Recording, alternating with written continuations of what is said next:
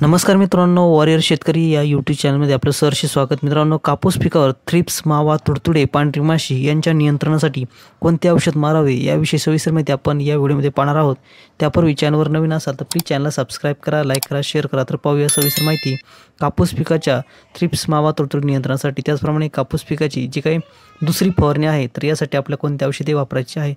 तर मित्रांनो, कापूस पिकावरती ज्यावेळी दुसरी फवारणी आपण घेत असतो तर अशा वेळेस कापूस पिकावर जास्तीत जास्त थ्रिप्स, मावा, तुडतुडे, काळा मावा तर यांचा प्रादुर्भाव, पांढरी माशी यांचा प्रादुर्भाव झालेला आपल्याला दिसून येतो। तर मित्रांनो, अशा वेळेस कापूस पिकावरील या सर्व कीटकांचा नियंत्रण करण्यासाठी आपल्याला एक प्रभावशाली आणि अत्यंत परिणामकारक असं आपलं कीटकनाशक घ्यायचं आहे। तर मित्रांनो, यासाठी आपलं कोणते कीटकनाशक घ्यायचं तर ते म्हणजे UPL कंपनीचं जे उलाला आहे। तर यामध्ये फ्लोनिकॅमिड 50% हा घटक असलेलं हे आपल्याला औषध घ्यायचं आहे। यामुळे कापूस पिकावर जे काही थ्रिप्स, तुडतुडे, मावा आहे, पांढरी माशी आहे यांचा संपूर्ण बंदोबस्त होणार आहे, नायनाट होणार आहे, यांचा खात्मा होणार आहे। फवारणी केल्यानंतर 2 तासामध्ये संपूर्ण कीड आपल्याला मरून गेलेली आपल्याला दिसून येते। तर यासाठी आपल्याला हे उलाला औषध आपल्या या फवारणीसाठी घ्यायचं आहे। मित्र, स्पर्शजन्य आणि अंतर्प्रवाही दोन्ही घटक या उलालामध्ये आहेत। तर मित्रांनो, याची आपल्याला फवारणी घेताना कोणती किती प्रमाण घ्यायचं आहे तर या उलाला आपल्याला फवारणी करताना 15 लिटरच्या पंपासाठी 10 ग्रॅम आपल्याला हे औषध घ्यायचं आहे। तर अशा पद्धतीने मित्रांनो, उलाला या औषधाची आपल्याला साधारणतः दुसरी फवारणी कापूस पिकाची ज्यावेळेस आपण दुसरी फवारणी करतो तर अशा वेळेस हे उलाला आपल्याला फवारणीसाठी मारायचं आहे।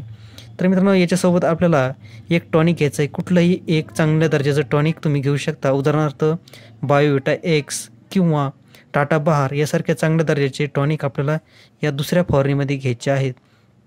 त्याचप्रमाणे मित्रांनो, याच्यासोबत आपल्याला जे काही 1261 हे सुद्धा घ्यायचं आहे। यामुळे आपल्या कापूस पिकाची जे काही फांद्या आहेत ते रुंदणार आहेत, त्याचप्रमाणे कापूस पिकाचे फुटवे चांगले वाढणार आहेत, कापूस पिकाची जोमदार वाढ सुरू होणार आहे, शाखीय वाढ, पाते, फुल्यांची संख्या दाट जास्त होणार आहे। यामुळे आपल्याला या 1261 ची आपल्यामध्ये फवारणी करायची। 61% फॉस्फरस असल्या कारणाने पिकाची जोमदार वाढ होते, हिरवेपणा, टवटवीतपणा पिकामध्ये तजेलदारपणा येतो।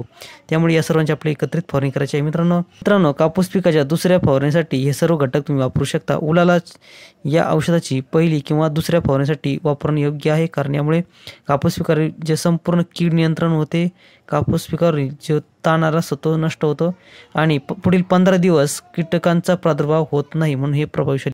मित्रांनो, अशा पद्धतीने आपले या सर्वांची एकत्रित फवारणी घ्यायची आहे। मित्रांनो, उलाला त्याचप्रमाणे टॉनिक आणि 1261 या तिन्हीची एकत्र कंबाईन फवारणी घ्यायची आहे। बेस्ट रिझल्ट आपल्याला या सर्वांचा येणार आहे। मित्रांनो, यासोबत आपल्याला एक स्टिकर घ्या।